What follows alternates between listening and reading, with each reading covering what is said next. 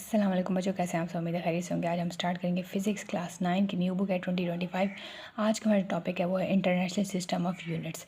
Units के बारे में है। इंटरनेशनल सिस्टम ऑफ यूनिट ये क्या था, ये जो आपके पास लेंथ का मीटर है, मास का किलोग्राम है, टेम्परेचर का केल्विन है, ये कहाँ से आए हैं। तो ये एक कॉन्फ्रेंस हुई थी 1961 में। उसका टॉपिक ये था कि वेट एंड मेयर के ऊपर उन्होंने यूनिट्स बताने थे।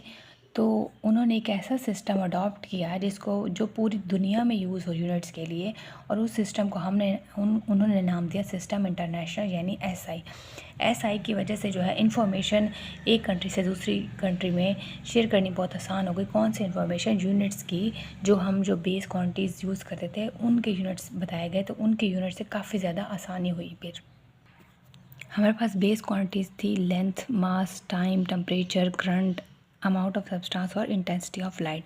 तो बेस क्वांटिटीज़ के जो यूनिट्स थे वो जो सिस्टम इंटरनेशनल से आए थे। लेंथ का मीटर रखा गया, मास का किलोग्राम, टाइम का सेकेंड्स, टेम्परेचर का केल्विन, करंट का एम्पेयर रखा गया, अमाउंट ऑफ सब्सटेंस का मोल रखा गया और इंटेंसिटी ऑफ लाइट का कैंडेला रखा गया। तो अगर ये बेस क्वांटिटीज़ हैं तो इनके जो यूनिट्स हैं ये बेस यूनिट्स हैं। और ये यूनिट्स कहाँ पे से आए हैं, ये सिस्टम इंटरनेशनल से आए हैं। और कब आए हैं, जब ये कॉन्फ्रेंस की गई थी 1961 में, कि ऐसा हम सिस्टम बनाएं जिसमें जो हमारी बेस क्वांटिटीज़ हैं उनके यूनिट्स बताए जाएँ और वो पूरी दुनिया में यूज़ हों और वो हर जगह आसानी रहे, आसान चीज़ों को समझने में, उनको यूनिट्स में कन्वर्ट करने में आसानी रहे। तो ये सिस्टम बनाया गया।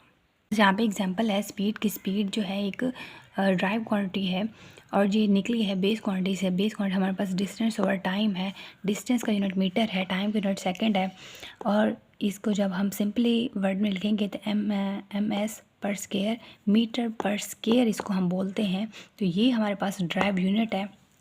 उसके बाद हमारे पास एरिया ड्राइव क्वांटिटीज़ थी और ये बेस क्वांटिटी से निकला था। तो यहाँ पे एरिया इक्वल होता है लेंथ मल्टीप्लाई बाय लेंथ के। तो मीटर मल्टीप्लाई बाय मीटर करेंगे तो ये मीटर पर स्क्वायर आएगा।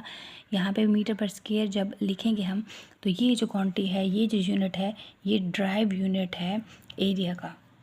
वर्ड्स या सिंबल जो कि ऐड किए जाते हैं before SI units. SI units को लिखने से पहले जो वर्ड्स और सिंबल यूज़ किए जाते हैं उनको हम प्रीफिक्सेस कहते हैं। और यहाँ इनकी एग्जांपल है सेंटी, डेसी, मिली, मेगा।